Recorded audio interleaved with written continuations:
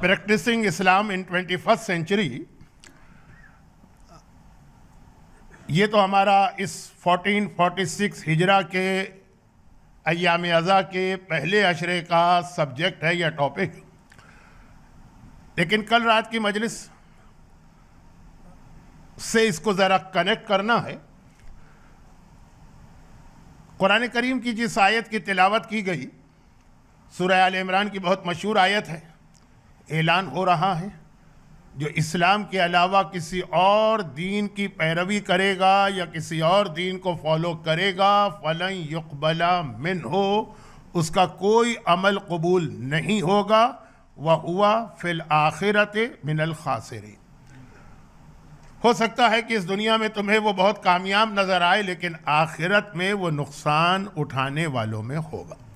ये आयत का तर्जमा है। इससे पहले कि मैं कल रात की मजलिस और इस आयत को कनेक्ट करके अपने असल सब्जेक्ट पर आऊँ, एक कॉमन सेंस की बहुत छोटी सी बात अर्ज कर दी जाए, और वो ये है कि जब कभी भी किसी गवर्नमेंट की जानिब से, ऑर्गेनाइजेशन की जानिब से, इस्टेब्लिशमेंट की जानिब से डिफरेंट अनाउंसमेंट होते हैं या रूल्स बनाए जाते हैं, तो जो सबसे आखिरी होता है, लेटेस्ट, वही वैलिड होता है। उससे पहले वाले सारे के सारे कैंसिल होते चले जाते हैं।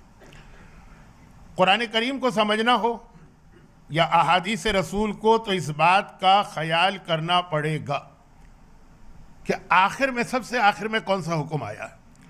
ये मैंने इसलिए अर्ज किया कि आजकल एक थ्योरी है, तो पुराना नज़रिया, लेकिन 21st सेंचुरी में इसको बहुत पॉपुलर बनाने की कोशिश की जा रही। वीकडे की मजलिस है, नमाज मगरिब का वक्त भी मुझे जहन में रखना है, ज़्यादा लंबी बात कर नहीं सकता अपने सब्जेक्ट से हट के, लेकिन क्योंकि ये एक बहुत बड़ा 21st सेंचुरी का एक बहुत बड़ा प्रॉब्लम है।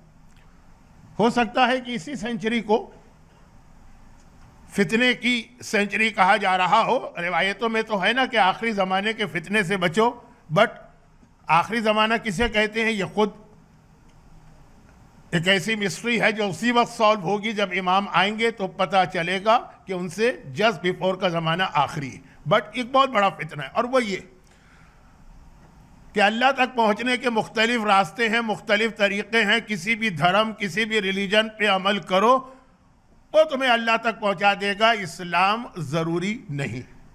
अच्छा, अब ये जहाँ तक थ्योरी की बात है, उससे तो हमारा कोई ताल्लुक़ नहीं, लेकिन होता यह है कि वो कुरान करीम की किसी एक आध आयत को कोट करते हैं,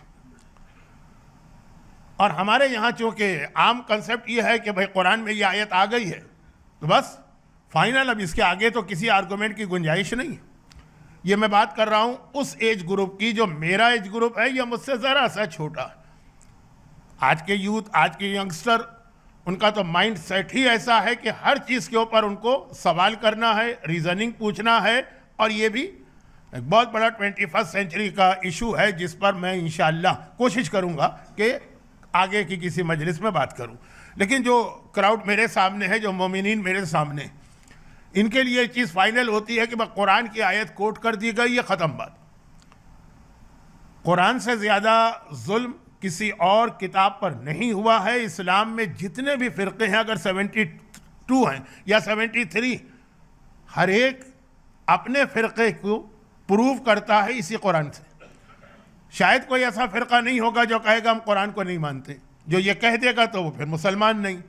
तो हर फ़िरक़े को अपने मतलब की बात इस कुरान के अंदर मिल जाती है, मिस इंटरप्रेट करके या आयत को ट्विस्ट करके। तो अगर कुरान करीम के सूरह बकरा में या कहीं और आगे चलकर कोई ऐसी आयत है जिससे ये जाहिर हो रहा हो कि चाहे तुम क्रिश्चियन हो, चाहे तुम जूस हो, चाहे तुम एथेस्ट हो, चाहे तुम हिंदू हो, चाहे तुम किसी धर्म के मानने वाले हो, हर एक को निजात मिलेगी, बस काम अच्छे अच्छे करो। अब जो लोग कुरान पढ़ते हैं उनको पता है कि कुरान ने अमल साले हमेशा बाद में कहा है, पहले ईमान की शर्त लगाई है। लेकिन अगर कोई एक ऐसी आयत मिल भी जाए तो खुलासा यह है कि ये देखना पड़ेगा कि क्या उसके बाद कोई और आयत नाजिल हुई है जिसने उस पहले वाली आयत को ख़त्म कर दिया हो या कैंसिल कर दिया हो। यह मसला खाली इस थ्योरी के बारे में नहीं, ये मसला पूरी शरीयत के ऊपर है कि जहाँ जहाँ पे बस वाजिबात और हराम के मसाइल के अंदर भी हमको देखना पड़ता है कि सबसे आखिर में क्या ऑर्डर आया। तो सूरह आल इमरान कुरान करीम का वो सूरा है जिसकी ये आयतें तकरीबन पैगंबर की ज़िंदगी के आखिर में नाजिल हुई। बस आया मुबाहिला इसी सूरह आल इमरान की शुरू की आयतों के अंदर है जो पैगंबर की ज़िंदगी का लास्ट ईयर था, उस वक्त ये आयत नाजिल हुई। तो अब ये ऐलान, फाइनल ऐलान यह है कि इस्लाम के अलावा किसी दीन पे अमल करने वाले का कोई अमल कबूल नहीं होगा। अब एक सवाल ये कि दुनिया में जितनी चीज़ें, कुल्लु शैइन हालिक, हर चीज़ की एक एक्सपायरी होती है और एक टाइम पीरियड के बाद दुनिया की हर चीज़ ख़त्म हो जाती है। तो क्या इस्लाम की भी कोई एक्सपायरी है? इस्लाम के लिए भी कोई है टाइम लिमिट के इसके बाद फिर ये इस्लाम जो है वो काम नहीं आएगा और उसके बाद इस इस्लाम का फ़ायदा नहीं? भाई एक इंसान है, उसकी अपनी एक एक्सपायरी, अगरचे जहाँ तक मेरा अंदाज़ा है जब से दुनिया बनी उस वक्त से आदमी इस फिक्र में है कि कोई ऐसा उसको कोई ऐसी दवा, कोई ऐसा तरीक़ा मालूम हो जाए कि वो हमेशा हमेशा ज़िंदा रहे। लेकिन हर एक की एक एक्सपायरी होती है। दुनिया की मुख्तलिफ़ चीज़ें हैं, उन सब के अंदर आप ये देखते हैं हत्ता दुनिया में जितने सही मज़हब थे, जो बिल्कुल सही थे, जो ट्रू रिलीजन थे, किसी इंसान के बनाए हुए नहीं थे, अल्लाह मेड रिलीजन थे, वो सब की भी एक डेट थी ना, उसके बाद वो एक्सपायर हो गए। अब इसके बाद वो कबूल नहीं होंगे, जो अभी अभी मैंने थोड़ी देर पहले आपसे गुजारिश की। तो क्या इस्लाम भी ऐसा ही? और क्या 21वीं सेंचुरी कोई ऐसी सेंचुरी है कि जिसके अंदर अब इस्लाम प्रैक्टिकल नहीं रहा? इस पर बात करना है, लेकिन इससे पहले मैंने कहा कल रात के मजलिस से हमें बात को कनेक्ट करना। कॉमन सेंस की एक बात है कि इंसान जब भी कोई चीज़ बनाता है ना, तो खाली एक चीज़ का बना लेना जो है वो इनफ नहीं है, उसके बाद उसकी मेंटेनेंस, उसका प्रोटेक्शन और उसकी हिफाजत भी ज़रूरी है, हर चीज़। अब मैं एग्जांपल दूं तो ये आप हजरात की तौहीन होगी कि आपको ये बच्चों जैसी चीज़ समझाई जाए। मसलन बिल्डिंग आपने बनाई, चाहे कितनी ही बेहतरीन बिल्डिंग क्यों ना बनाई हो, लेकिन बहरहाल उसका प्रोटेक्शन, उसका मेंटेनेंस ज़रूरी है, वरना वो ख़राब हो जाएगी। छोटी से छोटी चीज़ से लेके बड़ी से बड़ी चीज़ तक। खुद इंसान अपने लिए, बच्चा पैदा हो गया है, खाली पैदा कर लेना काफ़ी नहीं है, उसका प्रोटेक्शन भी ज़रूरी है, मर जाएगा। तो अब ये इस्लाम, अच्छा अब ये हमारे आपके यहाँ तो इबादतों में तो बात मशहूर है ना, आपने नमाज पढ़ी, क्या नमाज पढ़ लेना इनफ है या उस नमाज को बचाना भी? ऐसा ना हो कि आपने नमाज पढ़ी और फिर कोई ऐसा अमल किया कि आपकी नमाज जो है वो ज़ाय हो जाए। अब ये अल्फाज जो कि रिवायतों में आए हैं, वरना 2-3 चीज़ें तो मैंने खुद अपनी इस मुख्तसर सी लाइफ में, अच्छा मुख्तसर तो मैं इसलिए कहता हूँ जब अपने आप को कंपेयर करता हूँ हज़रत आदम और नूह से, उनकी जो एज है ना उसको देखते हुए, वरना तो गालिबन इस वक्त इस पूरे मजमे में सबसे ज़्यादा एज का मैं ही हूँगा। तो अब इसमें मैंने एक तजुर्बा किया कि कुछ चीज़ें ऐसी जो हमेशा कोई ना कोई आदमी को बेनिफिट दे जाती है, ज़ाय नहीं होती। मसलन चैरिटी करने वाला, मैंने आज तक किसी चैरिटी करने वाले को कभी परेशानी और प्रॉब्लम में नहीं देखा। यहाँ तक कि मैं एक बड़ा ख़तरनाक जुमला कह रहा हूँ, और ये जो असल में मसाइल फ़िक़्ह में बयान करता रहता हूँ, ये उससे कंट्राडिक्ट कर रहा, तो मैं इसको प्रमोट नहीं कर रहा हूँ या इसके फेवर में नहीं हूँ, लेकिन मैं अपना एक्सपीरियंस बता रहा हूँ। यहाँ तक कि माले हराम से भी जो लोग चैरिटी करते हैं उनको भी मैंने देखा है कि उसका बेनिफिट ज़रूर मिलता है, चाहे आखिरत में सज़ा मिले, चाहे कब्र के अंदर उनको उसका हिसाब देना पड़े। लेकिन कुछ चीज़ें ऐसी होती हैं, जैसे मसलन कोई मेडिसन है, आप किसी की दुकान से चोरी करके इस्तेमाल कर लेंगे तो ये हराम और गुनाह तो है ना, लेकिन जो उसका फ़ायदा है वो तो आपको मिलेगा ना।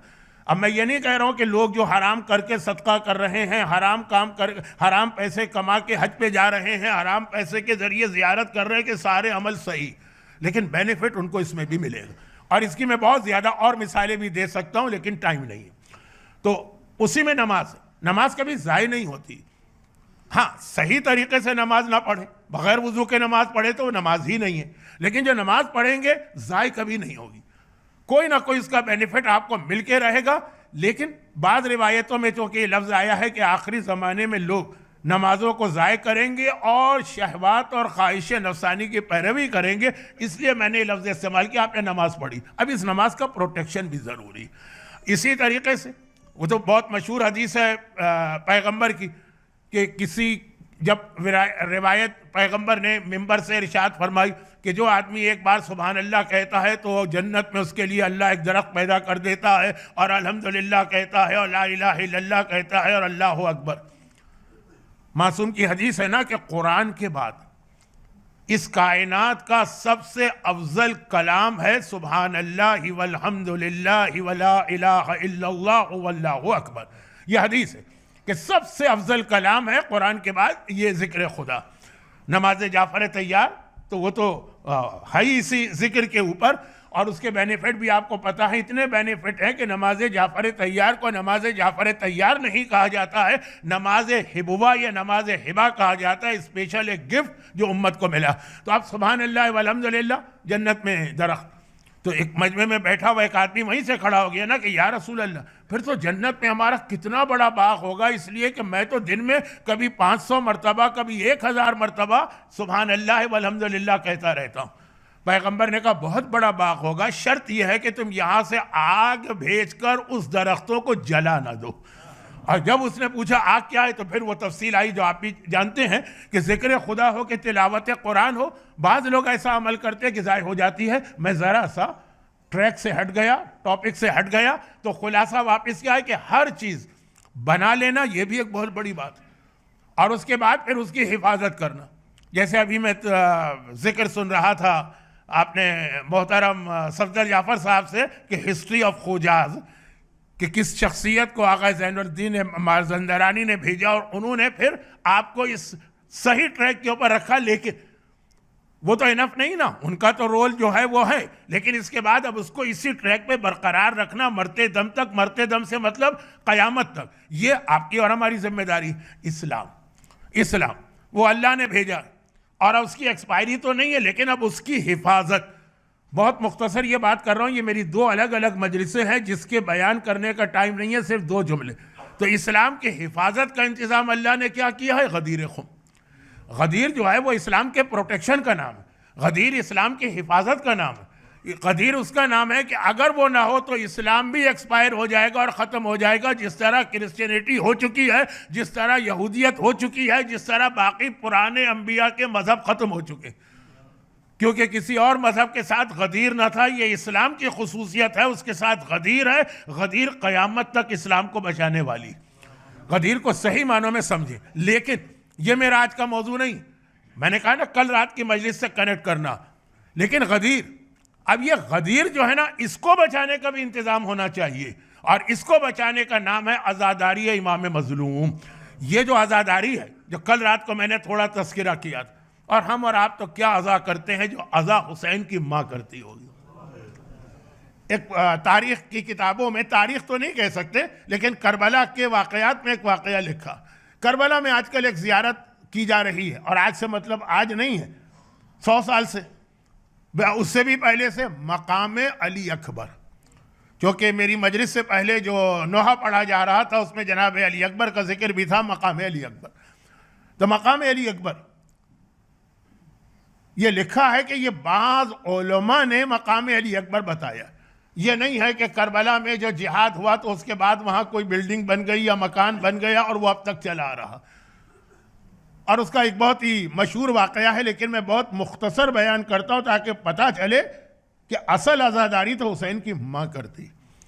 और वो ये है कि जहाँ ये मकाम अली अकबर है, यही मकान, यही एक छोटा सा कमरा ये था, और वहाँ किसी को नहीं पता था कि ये कौन सी जगह। करबला में जो मखसूसी होती उसमें आपको मालूम है कि रहने का कितना बड़ा मसला होता। अब करबला बड़ा हो गया तो होटल भी बहुत ज़्यादा हो गया, उस वक्त करबला बहुत छोटा था। और मखसूसी के दरमियान जब मखसूसी होती है, कोई चाहे अरबईन की हो, चाहे आशूरे की हो, और चाहे अरफा की हो, तो वहाँ तो फिर हर किस्म के होटल, हर किस्म के मुसाफिर खाने वो सब बुक हो जाते हैं, जगह ही नहीं मिलती है, लोग सड़क के ऊपर आके बैठते हैं। उस कमरे में जो आदमी रहता था अगली सुबह को मरा हुआ पाया जाता था। यहाँ तक कि खुद वो मालिक मकान जो था, जिसका वो मकान था, उसने वो कमरा रेंट पे देना बंद कर दिया था कि जो वहाँ सोता है, आता है ज़ाहिर, वो रेंट पे उसने लिया, मगर एक रात भी ना रह सका, अगली सुबह को मरा हुआ पाया गया। ईरान के कोई बहुत बड़े आलिम, अब क्योंकि मैं तो मरजइयत के लेवल पे जाके बात करता हूँ, इसलिए उस लेवल के तो नहीं, लेकिन एक बड़े आलिम जो सैयद भी थे। और ये एक जुमला याद रखिएगा कि जो वाकन सैयद, वाकन से मतलब यह है कि जिनका पूरा फैमिली ट्री शहजादी तक, वो सब शहजादी के महरम, यानी शहजादी उनके सामने आएंगी तो हिजाब की ज़रूरत नहीं है, और वो अगर शहजादी की खिदमत में जाएंगे तो शहजादी उनसे हिजाब नहीं करेगी। अच्छा, अब ये इसकी तफसील में मैं नहीं जा रहा, लेकिन चूँकि वाक़ई में ज़रा सा कोई ऐसा जिक्र होने वाला है तो बजाय इसके कि बाद में कोई एतराज़ करे, मैंने कहा शुरू में इसको ज़रा वाज़े कर दूँ। तो एक आए गालिबन 40 का मौका था या अरफे का, करबला के अंदर तिल धरने की जगह नहीं, रहने की कोई जगह खाली नहीं है, सिर्फ एक कमरा खाली, और वो भी इसलिए खाली है कि मालिक मकान कहता है कि नहीं भाई मैं रिस्क लेने को तैयार नहीं। अब ये बहुत थके हारे बहुत दूर से आ रहे हैं और उनको किसी ना किसी कमरे की ज़रूरत है कि वहाँ पे वो अपना बिस्तर बिछा के आराम करे। इन्होंने मालिक से कहा कि जिम्मेदारी मेरी, तुमसे कोई आके सवाल नहीं करेगा। उसने कहा लेकिन मैं घबराता हूँ। कहा नहीं, घबराओ नहीं। और अगली सुबह को जब हर एक को तवक्को थी कि ये भी मर चुके होंगे, जब नेक्स्ट मॉर्निंग आई तो ये अपने उस रेंटेड कमरे से बाहर तो आए, लेकिन अजीब इनकी हालत। लोगों ने पूछा क्या गुजरी? कहा कि जब मैं रात को सोया था तो आधी रात के बाद मैंने देखा मेरी दादी फातिमा इस जगह पे आ रही और इस तरह से रो रही,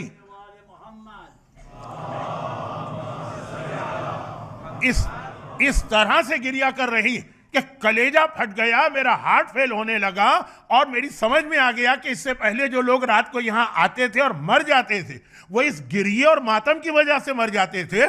तो मैंने अपनी दादी से पूछा कि दादी ये कौन सी जगह? कहा ये वो जगह है कि जहाँ मेरा अकबर घोड़े से ज़मीन पे बर्छी खा के गिरा था। मकाम अली अकबर की एक मुख्तसर सी मैंने तारीख बताई, लेकिन असल बताना ये कि गिरिया करने वाली और अज़ा सफ़े अज़ा बिछाने वाली तो शहजादी कौनैन। अब यहाँ से एक रब्त मिलाई जो मैं अक्सर तफसील की मजालिस में बताता हूँ, आज तफसील का मौका नहीं है। और रब्त क्या? वो ये है कि इस्लाम को प्रोटेक्शन मिलेगा गदीर से, गदीर को प्रोटेक्शन मिलेगा इमाम हुसैन की आज़ादारी से, जिसने आज़ादारी पे अटैक किया, जिसने आज़ादारी को कम करने की कोशिश की। वो जुमला मैं जो आधा मैंने कहा उसको कंप्लीट करूँ कि कुछ चीज़ें मैंने देखी हैं कि चाहे, अब मैं वो लफ्ज़ दोबारा नहीं रिपीट करना चाहता जो सदक़े के लिए मैंने कहा, चाहे गलत तरीके से सदका दिया हो, कब्र में जवाब देना है, क़यामत में हिसाब देना है, यहाँ पे बेनिफिट मिलेंगे। आज़ादारी करने वाले को भी मैंने कभी परेशान हाल नहीं देखा है। एक बार हुसैन के लिए सारे आंसू बहा लो, तुम्हारे सारे प्रॉब्लम सॉल्व हो जाएंगे। और ये बात जहन में रखिएगा, आज़ादारी पे खर्च किए जाने वाले रकम में कभी कमी ना आने दीजिएगा, इसमें इजाफा ही करते रहिएगा।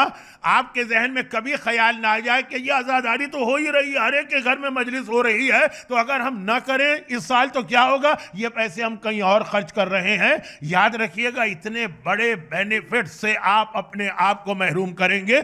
मौजू ज़रा सा बदल रहा है, मैं जल्दी से असल मौजू पे आ जाता हूँ। तो खुलासा ये कि इस्लाम को बचाना है तो गदीर को लेना है, गदीर को बचाना है तो आज़ादारी को लेना है। इस्लाम को इस दुनिया में लेके आए मोहम्मद मुस्तफ़ा, उनके मिशन को बचाना है तो अली मुर्तज़ा को गदीर में लेना है, और अली मुर्तज़ा को बचाना है तो फातिमा ज़हरा की आज़ादारी को लेना। ये पूरा एक सिलसिला, एक चेन है। आखिरी नबी जो 1,24,000 अंबिया की मेहनतों को बचाने आए हैं, फातिमा ज़हरा के ज़रिए से उनका मिशन बचेगा। और फातिमा ज़हरा का मतलब ये आज़ादारी। मगर 21st सेंचुरी में हम ज़रा ये देख रहे हैं कि आज़ादारी के ख़िलाफ़ गैरों की तरफ से प्रोपेगेंडा, गैरों की तरफ से फतवे, गैरों की तरफ से बहुत से एतराज़ तो हमेशा से थे। और 20th सेंचुरी के एंड में जाके कुछ आवाज़ें हमारे यहाँ से उठी, लेकिन अब ये बहुत बढ़ गई। और इसके ऊपर मैं बात नहीं करना चाह रहा हूँ, लेकिन यह है कि 21st सेंचुरी में जब इस्लाम पे आपको अमल करना, तो उस वक्त तक अमल नहीं हो सकता जब तक कि आपके दिल में वाक़ान अहले बैत की मोहब्बत ना आ जाए। और अहले बैत की मोहब्बत यही आज़ादारी पैदा किया करती है। देखिए ये अलम को मामूली ना समझिए। आपका बच्चा जब उसके आगे जाके सर झुकाता और उसको अक़ीदत से बोसा देता, ये आपने एक बीज उसके दिल में बोया है मोहब्बत अहले बैत का। इस ताबूत को आप मामूली ना समझिए, ये एक बीज आप बो रहे हैं। अगर इन चीज़ों को आप निकाल देंगे तो बहुत ही मैकेनिकल किस्म का इस्लाम बनेगा, जिसके अंदर कोई मोहब्बत नहीं होगी, बाकी बातें बाद में होंगी। लेकिन अब ये जो बात पहुंची, तो बात यहां तक पहुंची कि इस्लाम को बचाना है तो गदीर को, और गदीर को बचाना है तो आज़ादारी को लेना है। और इसीलिए एक बहुत ही मशहूर जुमला है किसी बड़े आलिम का। पहले हम लोग ये समझते थे कि ये हदीस है इमाम, लेकिन जब बहुत ज़्यादा रिसर्च की गई तो पता चला ये हदीस तो नहीं है, लेकिन किसी बड़े आलिम का जुमला है जो किसी गैर शिया से मुनाजरे में उन्होंने कहा था कि जब उसने पूछा था कि आप इस अंदाज से आज़ादारी क्यों करते हैं, इस तरह की आज़ादारी 40 दिन, इराक़ वगैरह में जो रवाज था कि 40 दिन की आज़ादारी है यार भाई, इन तक न खाना न सोना न आराम, पूरी लाइफ चेंज होकर रह जाती है इतने ज़ोर शोर से, और सड़कों पे भी निकल रहे हैं और मजलिस भी हो रही है और जुलूस भी हो रहा है। तो उनका एक ही जुमला था ना कि हमने गदीर को उस तरीके से नहीं मनाया तो दुनिया गदीर को भूल गई, अगर हम इस तरह की आज़ादारी ना करें तो दुनिया करबला को भी भूल जाएगी। यह आज़ादारी करबला याद दिलाती है और करबला हमेशा गदीर। एक जुमला और भी है जिस पे पूरी मजलिस में पढ़ चुका हूँ और उलमा ने किताबें लिखी है कि इमाम हुसैन कुर्बान गदीर है। गदीर का ऐलान न होता तो इमाम हुसैन की शहादत न होती। ये सब एक दूसरे से इंटरकनेक्टेड हैं, मगर बात घूम के वहीं आती है कि ये सारी चीज़ों का, फिर ये सारी चीज़ें आपको ले कहाँ जा रही हैं? आज़ादारी गदीर को बचा रही है, गदीर इस्लाम को बचा रहा है, मगर खुद इस्लाम है क्या? खुद इस्लाम है क्या कि जिसको बचाया जा रहा है? इस्लाम एक ही चीज़ का नाम, वो खुद डिक्शनरी खोली, डिक्शनरी और देखिए इस्लाम के माने क्या। इस्लाम के माने ब्लाइंडली फॉलो करना, टोटल सरेंडर और सबमिशन। उसके बाद जहाँ इस्लाम आ जाए उसके बाद एक वर्ड कभी इस्तेमाल नहीं होता। मैं ये नहीं कह रहा हूँ कि ये हराम है, मैं ये नहीं कह रहा हूँ ये गुनाह, मैं कह रहा हूँ जहाँ सही इस्लाम आ जाएगा उसकी ज़बान पर ये लफ्ज़ आएगा ही नहीं। चाहे इजाज़त भी मिल जाए अल्लाह की तरफ से, लेकिन आएगा ही नहीं लफ्ज़। और वो लफ्ज़ क्या है? वाई। कभी भी जिसके दिल में इस्लाम आ चुका है वो कभी भी कोई ऑर्डर अल्लाह का सुनकर ये नहीं कहेगा कि वाई। क्यों? रीज़न क्या है? फिलॉसफी क्या? जैसा कि मैंने कहा कि यह सवाल हराम नहीं है, लेकिन जहाँ इस्लाम आ जाता है। अब मैं एक छोटा सा वाक़या और फिर पैगंबर की मदीने की ज़िंदगी का ज़रा सा वहाँ का जो एटमॉस्फेयर बना था। वाक़या यह है कि जब रसूलुल्लाह हिजरत करके मदीने की तरफ आ रहे थे तो उससे पहले इस्लाम तो मदीने में पहुँच गया था, बल्कि हिजरत से 3 साल पहले इस्लाम मदीने में पहुँच गया था। और जब मदीने में इस्लाम पहुँचा था तो उस वक्त तक इस्लाम में मस्जिद का कोई कंसेप्ट नहीं था। मक्के में जो मुसलमान थे वहाँ तो कोई सवाल ही नहीं है मस्जिद का, बस वही खाने काबा और उसके साथ खुला सहन। और मदीने के अंदर भी, अब आप में से जो लोग उम्रा और ज़ियारत हज कर चुके हैं वो तो अच्छी तरह से जानते हैं कि मस्जिद क़ुबा इस्लाम की सबसे पहली मस्जिद जो रसूलुल्लाह की हिजरत के मौके पे बनी थी, उससे पहले कोई मस्जिद नहीं थी। तो मदीने वालों ने एक बैतुस्सलात बनाया, लेकिन मदीने वालों की नमाज में एक टेक्निकल प्रॉब्लम आ गया जो मक्के में नहीं था। रसूलुल्लाह मक्के में, मुसलमानों का पहला ग्रुप मक्के में, मदीने के अंदर तो अभी अभी इस्लाम पहुंचा है वो मदीने के कुछ लोग। अच्छा, ये भी एक बहुत इंटरेस्टिंग चीज़ है और हमारे लिए एक बहुत ही अलार्मिंग चीज़ है। वो ये है कि मदीने वाले जो बुत परस्त थे, जो जिनके पास शिर्क भी था और रिसालत का कोई कंसेप्ट ही नहीं था, मुशरिकों के पास रिसालत का कंसेप्ट नहीं, और वहाँ यहूदी भी रहते थे बराबर से, और यहूदियों के पास रिसालत का कंसेप्ट था पूरा। मुशरिक भी उनको नहीं कहेंगे, आपको पता है कि अहले किताब कहा जाता, और रिसालत को भी मानते थे। उन्हें रसूलुल्लाह को पहले मानना चाहिए था, उनके पास तकरीबन 50% तो अकीदा था। अच्छा, हुआ क्या? टोंटिंग। कभी आप किसी को बहुत ज़्यादा टोंट करें और ताना देना तो उसका कोई पॉजिटिव रिजल्ट भी निकलता। मदीने के अंदर जो काफिर थे वो वहाँ हुकूमत कर रहे थे और यहूदी वहाँ पे सेकंड ग्रेड के सिटीजन थे, हुकूमत नहीं थी उनके हाथ में, उन पे जुल्म भी होता था।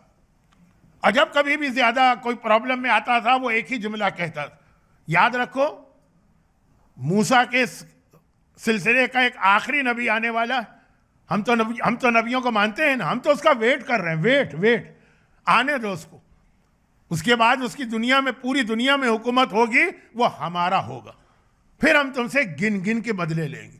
थोड़ी अगर उर्दू मेरी मुश्किल हो रही है तो माफ़ कीजिएगा, फिर हम तुमसे इसका रिवेंज लेंगे और बदला लेंगे। 1 बार, 2 बार, 50 बार, 10 साल, 40 साल, 100 साल, 200 साल, जब कभी भी इनके ऊपर जुल्म होता, वो पलट के एक ही जवाब देते हैं कि इस वक्त तो हम कमज़ोर, हुकूमत तुम्हारी, तुम मदीने के रूलर, लेकिन हमारा वक्त भी आने वाला, हम इंतज़ार कर रहे हैं, हमारा वो लीडर आने दो, फिर देखना कि हम कैसे तुमसे बदला लेंगे। मुसलसल जब ये मदीने के काफिरों ने, बुत परस्तों ने, मुशरिकों ने सुना, तो आहिस्ता आहिस्ता, अब अकीदे को नहीं माना लेकिन दिल में बात बैठती गई।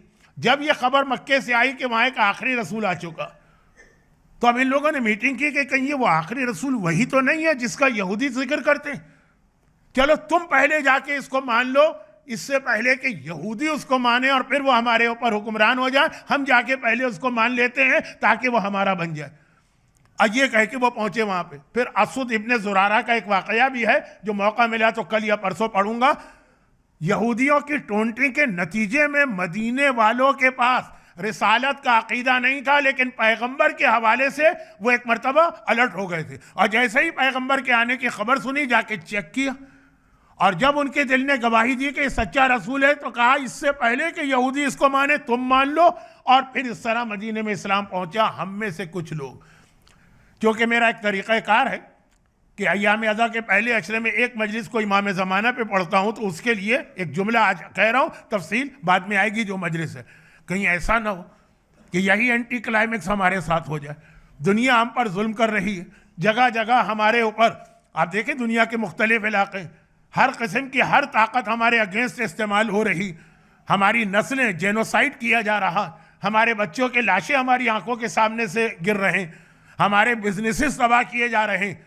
और हमें एक इत्मीनान है कि हमारा एक सरपरस्त, हमारा एक प्रोटेक्टर है, हमारा एक वली है, हमारा एक आका है, वो हिफाजत कर रहा है। जब वो आएगा तो फिर हमारी हुकूमत होगी, फिर हम देखेंगे कि जिन जिन ने हम पे जुल्म किया उनसे हमको बदला लेना।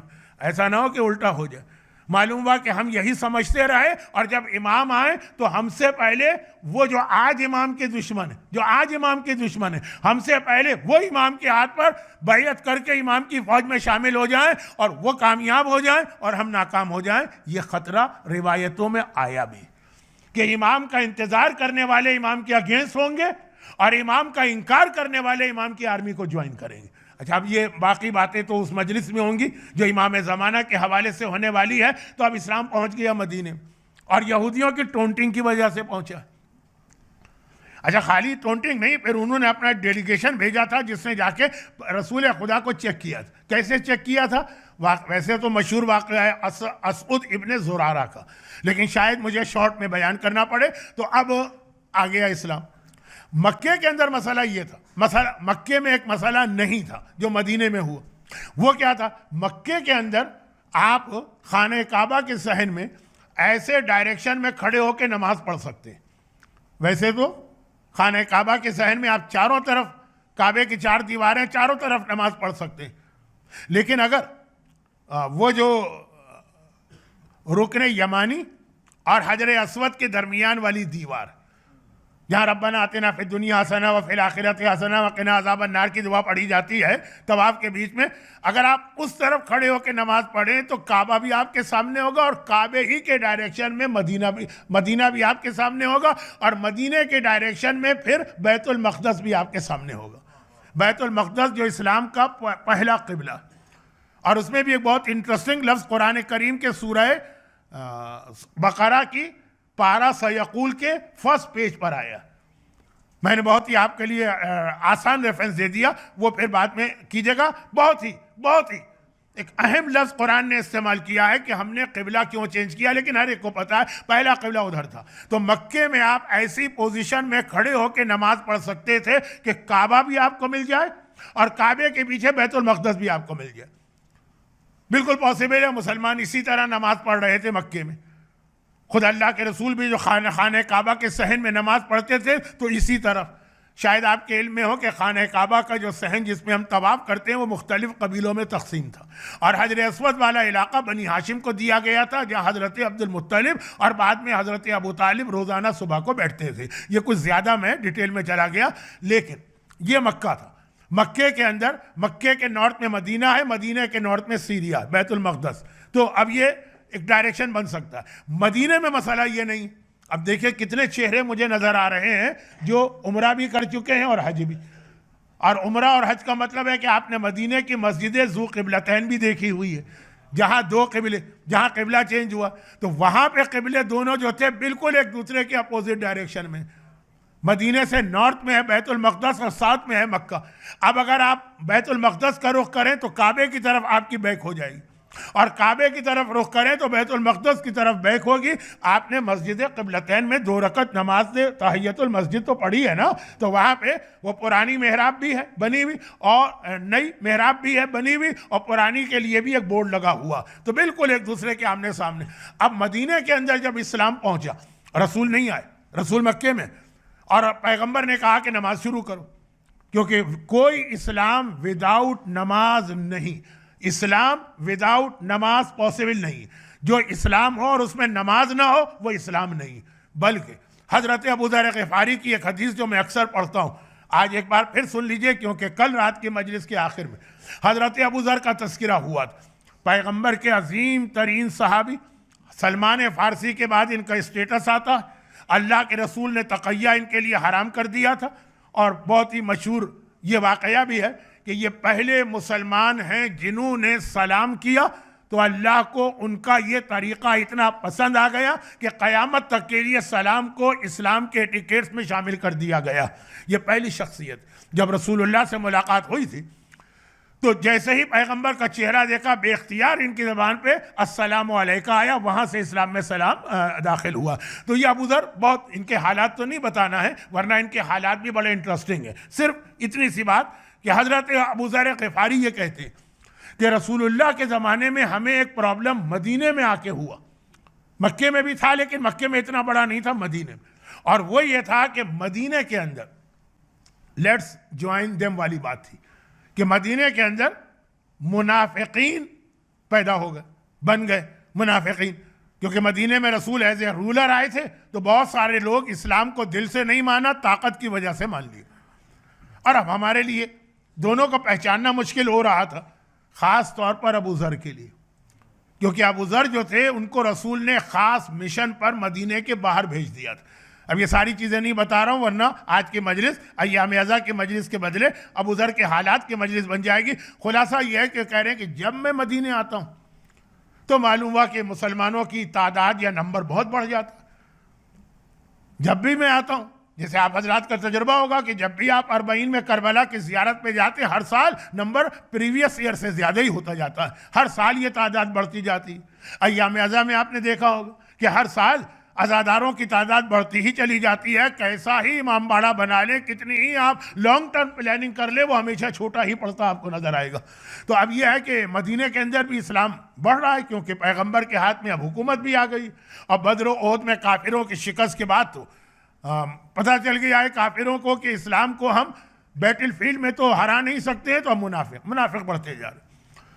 जो रेगुलर पैगंबर के पास बैठा होता है वो फिर भी उसको थोड़ा अंदाजा होता, लेकिन जो कभी कभी आता ये बहुत रेगुलर नहीं है। अबू ज़र कहते हैं कि मैं परेशान था कि अब ये नए लोग हैं, इसमें मुसलमान कौन है, यानी सही ट्रू मुस्लिम, और मुनाफिक कौन, पता ही नहीं चल पाता था।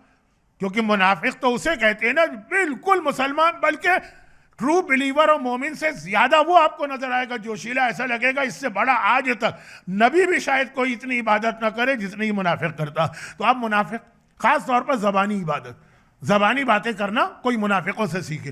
तो अबू ज़र ने कहा कि मैंने रसूलुल्लाह से एक रिक्वेस्ट की कि या रसूलुल्लाह आप मुझे कोई ऐसा तरीक़ा बता दें, कोई ऐसा क्राइटेरिया बता दें, कोई ऐसा फार्मूला बता दें कि अगर मुझे कभी पहचानना हो कि मोमिन कौन है और मुनाफिक कौन है तो मैं आसानी से पहचान लूँ। तो पैगंबर ने पहली बात तो वही कही जो हमारे बच्चे बच्चे को मालूम है और क़यामत तक का ये फार्मूला, कहा कि मोमिन और मुनाफिक की अहम तरीन पहचान है अली का जिक्र। जब अली का नाम लिया जाए मोमिन का चेहरा गुलाब की तरह खिल उठेगा, मुनाफिक का चेहरा उतर के रह जाएगा। चेहरे देख लिया करो, चेहरे देख लिया करो कि अली का नाम सुन के किस चेहरे पे मुस्कुराहट आ रही है, वाकई लग रहा है कि दिल से खुश है, और किस चेहरे पे नहूसत बरसने लग रही है, अबूसन कमतरीरा बन गया का। ये पहली चीज। लेकिन बाज़ औक़ात कुछ ऐसे कॉम्प्लिकेशन इंसान में आ जाते हैं कि एक टेस्ट से काम नहीं चलता। अच्छा, मैं ज़रा अपनी मिसालें देता हूँ तो लोग कहते हैं मौलाना आप इमाम हुसैन के हालात तो कम पढ़ते हैं, अपने हालात ज़्यादा पढ़ते हैं। वो कुछ मजबूरियाँ होती हैं। मसलन क्या मिसालें देता हूँ कि मैं एक बहुत पुराना डायबिटिक पेशेंट हूँ और उसके बहुत सारे कॉम्प्लिकेशन की वजह से मोमिनीन को बताना पड़ता कि आज ये प्रॉब्लम होगा, आज ये प्रॉब्लम होगा, आई साइड इतनी वीक है कि सामने बैठा मोमिन भी मुझे नहीं पता चलता। वाकई सही बात कह रहा हूँ। एक जुमला मैं कहता हूँ जो थोड़ा मजाक है, थोड़ा सीरियस है। इतनी मेरी आई साइट वीक है कि अब औरतें अगर मेरे सामने बगैर हिजाब के भी आ जाएं तो शर्म जायज़ हो सकता है, लेकिन ख़बरदार ये काम कीजिएगा नहीं, ख़वातीन से कह रहा हूँ। लेकिन ये एक मंजिल आ जाती है कि नज़र ही नहीं आता, पता ही नहीं चलता कि औरत है कि मर्द है, कि ये इसके बाल हैं कि इसकी चादर है। तो खुलासा ये है कि मेरा कुछ ज़रा कॉम्प्लिकेटेड केस है। वो जो शुगर के टेस्ट होते हैं ना, वो सारी डॉक्टर ने दवाएं बताई, इंसुलिन बताई, नई इंसुलिन, पुरानी इंसुलिन, जितनी भी ट्रोलेसिटी, ओजेम्पिक, जितनी भी मैंजेरो, जितनी निकलती जा रही, वो सब के सब बताते हैं। और उसके बाद भी मालूम हुआ कि टेस्ट बहुत ख़राब आते हैं। तो स्पेशलिस्ट जो है, इसको क्या एंडोकोलॉजिस्ट कहते हैं शायद, उसने, और बाकायदा पूरी टीम है, उसने कहा कि ऐसा लग रहा है कि कोई है आपके बॉडी में ऐसा प्रॉब्लम कि टेस्ट सही नहीं आ रहा, एक और टेस्ट होता है इसके लिए, वो हम दूसरा करेंगे ताकि अंदाज़ा हो जाए। फिर वो दूसरा टेस्ट किया, कहा कि हाँ, अब पता चला कि वो जो पहला टेस्ट था, कुछ होगा आपके बॉडी का कोई ऐसी केमिस्ट्री वगैरह कि उससे सही रिजल्ट नहीं आ रहे हैं, ये दूसरे टेस्ट से सही रिजल्ट आ रहे हैं। ये मेरे ऊपर गुजरी हुई बात है, इसलिए मैं कह रहा हूँ। तो अब ये पहला पैगम्बर ने अहम तरीन फार्मूला बताया, जिक्र अली, लेकिन कहा कि कुछ ऐसे भी मुनाफिक होते हैं कि वो यहां से भी निकल जाएंगे, तो इसके लिए दो बातें और बताएं। कहा दूसरी बात अबू ज़र है, अबू ज़र नमाज है, कि जहां वक्त नमाज आएगा और जिक्र नमाज आएगा, मोमिन का चेहरा खिल उठेगा, नमाज के लिए दौड़ेगा, और मुनाफिक के चेहरे पे नहूसत बरसेगी, पढ़ेगा भी नमाज तो बड़ा कुसाला, जो कुरान कह रहा है कि बस दुनिया दिखाने के लिए पढ़ रहा है, लेकिन लापरवाही से। और तीसरी चीज है हुक्म रसूल।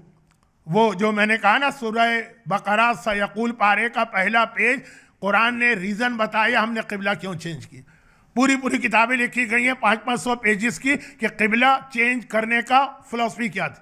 कुरान ने सिर्फ एक लफ्ज़ का, एक लफ्ज़, कोई फ़िलॉसफ़ी नहीं, सिर्फ एक लफ्ज़ कहा जो आज नहीं बता सकता, टाइम बहुत कम रह गया है। लेकिन खुलासा यह है कि हुक्म रसूल को कौन आंखें बंद करके मानता है, जो जहाँ से मैंने बात शुरू की, टोटल सबमिशन, ब्लाइंडली फॉलो, जो रसूल ने कह दिया कह दिया, आगे हमें कुछ नहीं पूछना। हत्ता बाद रिवायतों में है कि पैगंबर ने कभी कुछ एक्सप्लेन भी करना चाहा तो बहुत ही मुखलिस मोमिनीन ने कहा कि नहीं या रसूल अल्लाह, आप हमें इसकी तफसील और वजाहत ना करें, बस आपने कह दिया, दैट्स इनफ फॉर अस, हमें इसमें आंखें बंद करके अमल करना। मसलन पैगंबर ने कह दिया कि बेटे को 2 हिस्सा मिलेगा, बाप की जायदाद में बेटी को 1, आंखें बंद करके मानना, और इसके बाद मजीद बातें हैं, आज नहीं। तो खुलासा ये कि अब यहाँ हुआ कि मदीने में ये प्रॉब्लम आ गई कि क़िबला जो था वो आमने सामने था।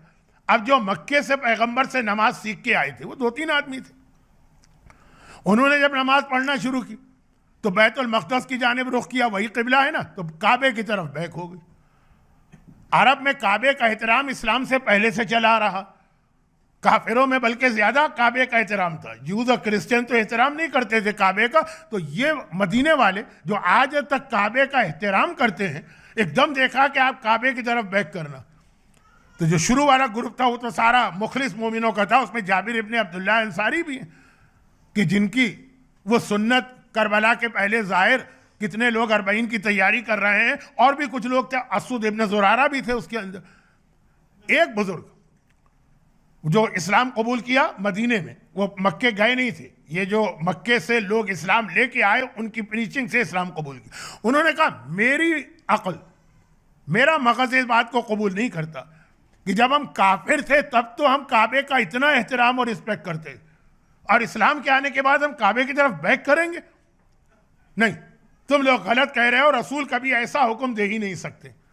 आज भी मुझे कितने ही ऐसे मोमिन मिलते हैं कि इस्लाम में ये हो ही नहीं सकता है, ऐसा कोई फतवा आ ही नहीं सकता, अगर ऐसा फतवा आ रहा है तो मैं इस्लाम छोड़ने को तैयार हूँ। ऐसे लोग भी, अभी वक्त नहीं है कि मैं ज़रा उनके जुमले कोट करूँ। खुलासा ये है कि उन्होंने कहा कि मैं तो काबे की तरफ डायरेक्शन में नमाज पढ़ूंगा, तुम देखो यहूदियों के कबीले।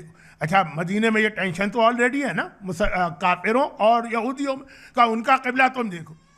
और वो पूरी नमाजें काबे की तरफ बैक करके पढ़ते रहे, नेक्स्ट ईयर जब ये मुसलमान मदीने वाले हर साल हज के मौके पे रसूल से मुलाकात करते थे, नेक्स्ट ईयर जब डेलीगेशन गया, उन बुजुर्ग ने कहा मैं खुद जाऊंगा और खुद पैगंबर से सुनूंगा। चुनांचे इस बुढ़ापे में वो गए मक्के में, पैगंबर से मुलाकात हुई। पैगंबर ने कहा कि जो तुम्हारे साथी कह रहे हैं बिल्कुल सही, या रसूल अल्लाह हम काबे की तरफ बैक करके नमाज पढ़े, ये कैसे हो सकता है? कहा कि ऑर्डर इज ऑर्डर, अल्लाह ने ये कहा है आज काबे की तरफ बैक करो तो तुम्हें बैक करना पड़ेगी, और उनसे वो नमाजें पढ़वाई गई। ये है इस्लाम का मतलब, टोटल सरेंडर। अपनी अकल लेके ना आई, अपनी तरफ से फुला चीज रिस्पेक्ट है, फुला चीज डिसरिस्पेक्ट है, ये फतवा मुज्तहिद का कैसे आ गया, वो फतवा मर्जे का कैसे आ गया, इसको एक तरफ रख के फिर आगे बढ़िए। बिल्कुल हाँ, मैंने कहा ना कि अगर आपके जहन में कोई ख्याल आए, वाय पूछने का हक तो है आपको, लेकिन हर चीज में नहीं। और ये हक भी वो लोग इस्तेमाल करें जो वाय की वजह से इस्लाम पे अमल करते हैं, लेकिन जो लोग सिर्फ इसलिए अमल करते हैं कि रसूल ने कहा। शहीद बाक़र सदर का एक जुमला है कि ये भी ताजिरों वाली इबादत होती है। मौला की हदीस है ना, वो ताजिरों की इबादत, ये भी ताजिरों की इबादत होती है कि पहले किसी चीज का बेनिफिट बताओ फिर हम अमल करेंगे। तो बेनिफिट बताओगे तो एक नॉन मुस्लिम भी अमल कर लेगा। मुसलमान तो कहते ही उसे है, कहे कि कोई बेनिफिट नहीं है या मेरी अकल में नहीं आ रहा, लेकिन रसूल ने कहा है तो मुझे आंखें बंद करके मानना जो वो कह दे। जिस तरह से बाज़ उलमा ये जुमला पढ़ा करते, फातिमा सुगरा ने अपने बाबा का हुक्म माना था, दिल नहीं मान रहा था। आज के मसाइब का जो आखिरी जुमला है ना, आखिरी जुमला, इससे कल की मजलिस के शुरू में एक बहुत अहम मैसेज आप तक पहुंचेगा। जुमला मसाइब का है और मैसेज आपकी प्रैक्टिकल लाइफ का। जरा सोचिए तो, एक नन्ही सी बच्ची बीमार भी है, घबरा भी रही, घर वालों के साथ है। बीमारी में तो आदमी को चाहिए ना घर वालों का साथ, और एकदम उसको पता चले कि तुम्हारा सारा खानदान, सारी फैमिली, सारा कुटुंब, ये सब लोग तुम्हें छोड़ के जा रहे और तुम अकेले हो। ठीक है, खानदान की बहुत बुजुर्ग औरतें थी, लेकिन उनकी और सुगरा की जो एज का फर्क है उसको जहन में रख के बात कीजिएगा। 28 रजब का काफिला तैयार हुआ, जो कल मसाइब पढ़े थे आज आखिरी पढ़ना है। उमूमन आज की रात को करबला पहुंचने के मसाइब पढ़े जाते हैं, लेकिन चूंकि करबला में आका हुसैन असर के बाद पहुंचे, सेकंड मुहर्रम, कल जो हमारी मजलिस होगी ना 2 मुहर्रम की, उसके अंदर वही टाइम आएगा, इसलिए ये करबला पहुंचने के मसाइब कल होंगे। आज तो 28 रजब का सीक्वेंस कंप्लीट हो, क्योंकि मेरे मौजू से भी मैच कर गया। टोटल सबमिशन, ब्लाइंडली फॉलो, जो कह दिया, ऑर्डर इज ऑर्डर। और इसके आखिरी जुमले से कल की मजलिस का पहला और बहुत ही अहम मैसेज आपके सामने आएगा। एक मरतबा 28 रजब का काफिला तैयार हो रहा, ऊंट भी आए, महमिलें हैं, अमारियां हैं, महल बनी हाशिम में बहुत ही स्ट्रिक्ट किस्म का सिक्योरिटी का इंतजाम भी है, पहरा भी लग गया। अब्बास से अलमदार निगरानी कर रहे, कोई नामहरम तो नामहरम, मुमय्यज बच्चा भी इधर से ना आने पाए। रसूल का घराना जा रहा है, अली की बेटियां जा रही हैं, हुसैन का हरम जा रहा। और आका हुसैन ने बीबियों से कहा चलने की तैयारी करो, लेकिन एक बार सुगरा को मैसेज दे दिया गया कि सुगरा तुम्हें अकेले रहना है, तुम्हें कोई तैयारी नहीं करना। और फिर बीबियों से कहा कि देखो जाओ मेरी सुगरा को खुदा हाफिज कहो। कल आपने मसाइब सुने थे ना कि आका हुसैन ने सबको, बुजुर्गों को खुदा हाफिज कहा, तो आज उसी के सीक्वेंस में कि बीबियों से कहा जाओ जाके सुगरा को खुदा हाफिज कहो, लेकिन खबरदार सुगरा से कोई बात नहीं करना, बस जाना खुदा हाफिज कह के आ जाना, क्योंकि हुसैन के दिल में यह ख्याल है कि ऐसा ना हो मेरी सुगरा किसी बीबी की सिफारिश लेके मेरे पास आ जाए। और उधर सुगरा ने यही सोचा कि मैं खुद तो बाबा से नहीं कह सकती, अब जो मेरी माँ आएगी, अब जो मेरी बहनें आएंगी, अब जो मेरी पुप्पी आएंगी, उनसे रिक्वेस्ट करूंगी कि बाबा से कह दीजिए कि मुझे अपने साथ ले जाए। लेकिन अब हर बीबी आती है और इतना सीरियसली आती है कि बाद आई सुगरा के सर पे हाथ रखा, कहा सुगरा बेटी खुदा हाफिज, और कह के चली गई। चाहे वो लैला हो, चाहे वो फरवा हो, चाहे वो रबाब हो, हर बीबी आती है, चाहे वो फातिमा कुबरा हो, सुगरा के सर पे हाथ रखा, खुदा हाफिज। इससे पहले कि सुगरा कुछ कहे वो बीबी जा चुकी। लेकिन आखिर में सुगरा ने देखा मेरी मेहरबान फूफी सानिया ज़हरा ज़ैनब कुबरा मेरे हुजरे में दाखिल हुई और आकर मेरे सर पे हाथ रख के कहा, सुगरा बेटी खुदा हाफिज। सुगरा को पता था अगर ज़ैनब चली गई तो फिर और कोई मेरी सिफारिश करने वाला नहीं है। एक मर्तबा लपक के ज़ैनब का दामन पकड़ लिया। फूफी अम्मा, आज तक मैंने आपसे कोई ख्वाहिश नहीं जाहिर की है, आज मेरी एक रिक्वेस्ट है, बाबा से सिफारिश करें कि मुझे अकेला छोड़ के न जाएं, बाबा से सिफारिश करें मुझे अपने साथ लेके जाएं। अच्छा, ज़ैनब का एक टाइटल है शरीकतुल हुसैन। हुसैन के जिहाद में ज़ैनब बराबर से शरीक हैं। जो हुसैन का मिशन है ज़ैनब को बढ़ाना है, तो अभी ज़ैनब ने सुना है कि हुसैन ने मना किया है सुगरा को, तो अब ज़ैनब तसल्ली दे रही है, कहा सुगरा बेटी घबरा नहीं, चंद दिनों की बात तो है, हम जा रहे हैं और फिर वापस आएंगे, ये चंद दिन गुजर जाएंगे, तेरे बाप ने मना किया तू यहीं रह जा। सुगरा ने तड़प के कहा, नहीं फूफी अम्मा, कल रात को मैंने एक अजीब वाकया देखा। देखिए, मजलिस भी शुरू हुई थी शहजादी फातिमा के मातम से और इख्तिताम में भी जुमला सुनिए। कल रात को मैंने एक अजीब वाकया देखा। मिडनाइट मेरी तबीयत घबरा रही थी, सब घर वाले सो रहे थे, मैं अपने हुजरे से निकल के मकान के सहन में आई तो मैंने क्या देखा, मकान की पिछली दीवार के साथ कोई सियापोश बीबी बैठी हैं और बार बार कह रही हैं, हाय मेरा लाल, हाय मेरा हुसैन। फूफी अम्मा, किसी ने नहीं बताया लेकिन मैंने पहचान लिया, ये मेरी दादी फातिमा ज़हरा हैं जो मेरे बाबा का मातम कर रही हैं। फूफी अम्मा, बाबा से कहिए कि मुझे साथ लेके जाएं। देखिए, माँ का नाम सुना, ज़ैनब भी घबरा गई, कहा चल सुगरा बेटी मेरे साथ, और ये कह के सुगरा को हुसैन के हुजरे में लाई। ये दो सिफारिशें हैं, एक आज आप सुन रहे हैं और एक शायद शब आठ सुनेंगे। उधर सकीना अब्बास को लेके आई थी, बाबा मेरे चचा को मख्तल में जाने दें, और आज उससे पहले ज़ैनब सुगरा को लेके आई। लेकिन वहां तो सकीना को मौका मिला बात करने का, या हुसैन ने मौका भी ना दिया।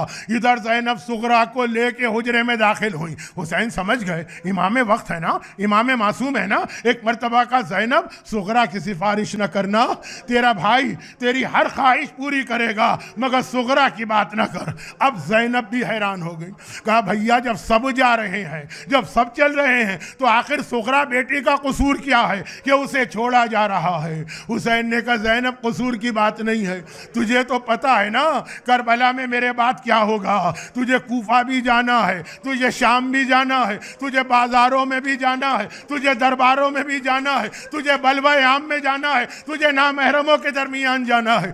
हुसैन अपनी हर बेटी की बेपर्दगी बर्दाश्त कर ले मगर सुगरा की बेपर्दगी बर्दाश्त नहीं है।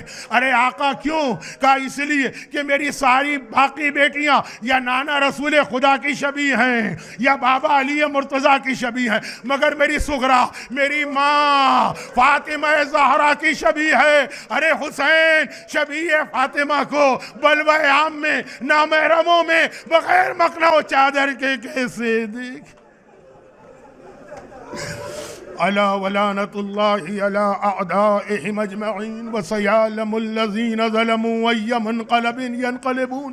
परवरदिगारा, इन मोमिनीन और मोमिनात के इस गिरिए का वास्ता, गम हुसैन की सिवा इनको और इनके घर वालों को हर आफत व परेशानी से महफूज फरमा, इनकी सारी हाजतें कबूल फरमा, हमारे तमाम मरहूमीन की मग़फ़िरत फरमा, बीमारों को शिफ़ाए कामिला अता फरमा।